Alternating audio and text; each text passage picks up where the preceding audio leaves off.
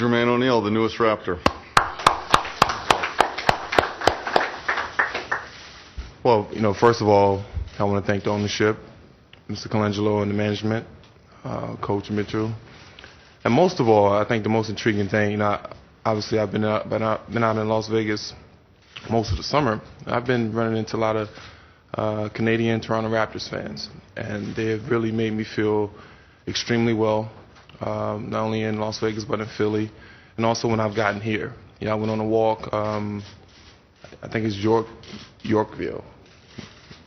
Went on a walk with my family and also my business manager, and the reception that I've gotten has been unbelievable. And I'm extremely, extremely excited about being here. I think we have a real chance on doing something very, very special, but we got to do the work. And for me personally, it's kind of like a new life. And obviously, you guys know what myself and my team in Indiana went through the last 4 or 5 years, and it's probably been one of the worst situations that any pro team has been through. And it's a lot more things that went on behind the scenes that kind of wore you down, and it wore me down a little bit mentally. And I started to not really enjoy playing as much as I used to love to play the game. And when I got the call from my agent and he told me there's a possibility about coming here, it was like a rebirth. Sometimes you lose that love, and sometimes you need a move or something else to get that fire back to you. And when I got the call and knowing what type of team and organization and fan base that Toronto Raptors have, it was like a whole new life, and I was really, really excited about it. I rode like a 4 or 5 day emotional high because I was given the opportunity to come here, and now that I'm here, I'm really ready to roll my sleeves up. My knee is healthy, finally got that situation taken care of, and I'm just ready to play some basketball and really try to compete for a championship. Some great players. Your thoughts on playing beside Chris Bosh? Man, Chris is he's a player that gives you a lot of different looks. Obviously, he's one of the best players in the game. He's a left-hander who can really do a lot of things. That's 6'10", 6'11", put the ball on the floor, shoot the jump shot, post up. I think, like Coach Mitchell said, I don't think this league has seen this type of tandem in a while, since the Tim Duncan, David Robinson era, and I'm really excited about that. I'm really excited about all the guys. I think we have great three-point shooting. I think the thing that I will bring to the team is a different defensive presence. I will clog the middle, take charges, block shots, alter shots. I think with me and Chris down there kind of covering the paint, we can really make some special things happen together.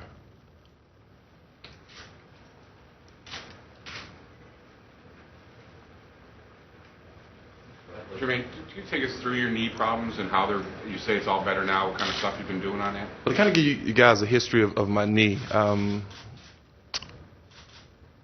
I tore it 2.5 years ago.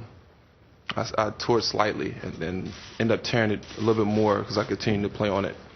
And it was a meniscus tear. And I didn't want to have the surgery because I wanted to continue to play with the team and be out there for the team. Obviously, the team was going through such a tough time with a lot of off-the-court situations. So, with me not being in there, I knew it was going to really affect the team. And it compromised the health of my knee a little bit. So I ended up, I played on it for 1.5 years. Decided, that I needed to, have the surgery because it was gradually getting worse, and I started missing, a week here, a week there. So I thought it was in my best interest in my career to have the surgery, and ended up having the surgery last summer. Came back a little bit too early. We had a new coach, new system. So I wanted to get out there and be there when the season started. And again, I compromised the health of my knee. And it was just the actual surgery was fine.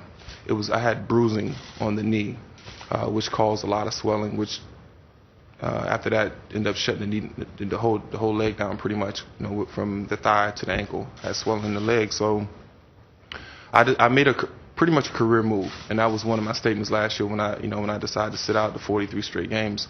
I went out and got independent doctors, some of the best knee specialists, in the country, and they really all came to the conclusion that I needed to sit out and start rehabbing, calm the knee down, and if I wanted to be healthy going into next season, and not only next season, but being healthy going into the summer, I had to make that initial move, and we did that.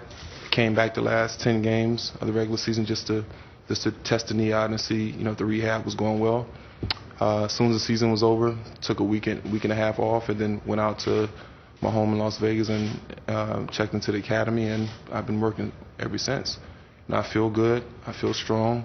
I still have work to do. The knee is healthy, no swelling, no problems. And I have no doubt in my mind that this will be a healthy year for me, and I'm going to play a lot of games. I can just add to that, we obviously did a thorough medical examination. It actually happened some time ago, about 7 days ago. Jermaine submitted to scans and, various images that were taken, and, our medical team, led by Dr. Marks, gave it a full, green light. So we have no doubts that, with all the work and dedication that he's showing toward this rehabilitation prospect is obviously something that is, not a concern for us at all. Otherwise, we wouldn't be here today. Jermaine, again, you talked earlier about a rebirth here, given what's gone on in Indianapolis for the last 4 or 5 years.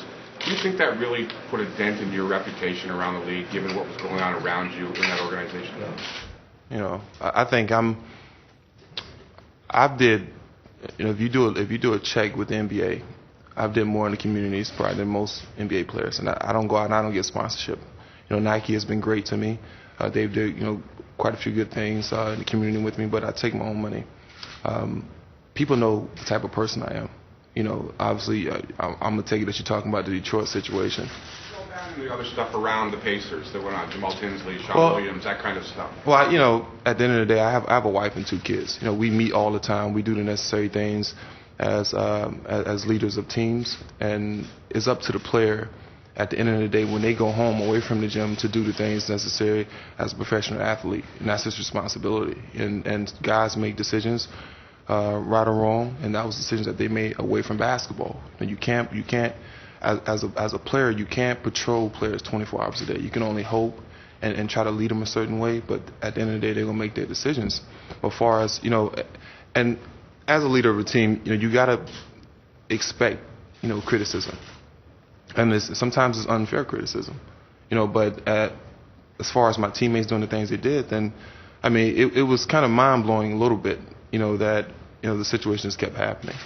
After we've been through a situation the year before or a month before, and it just happened. But I don't think people look at me as a bad person, because I'm a good guy who has a family, who does a lot, who believes in the community, and I do a lot of stuff in that manner. But if people do think that way, then that's their opinion. At the end of the day, you can't really change everybody's opinion about how they think about you. And I'm gonna continue to do the things that I'm used to doing and I like to do, and hopefully at the end of my career, they can say I was a heck of a player and a heck of a person.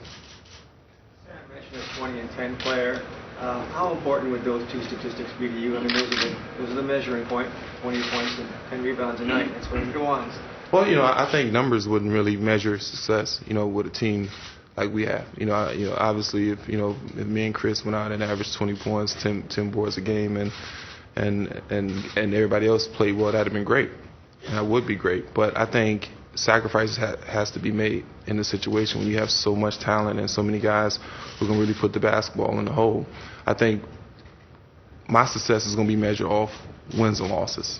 And on any given night, Chris is going to have it, Jose is going to have it, Bargnani may have it. So many different guys may have it, but we got to be able to find our niche that particular night. Everybody can't be on. Obviously, I want to do very, very well. I want to win, but I'm not going to gauge my success through numbers. Do I think I'm capable of doing that and the team being successful? Absolutely.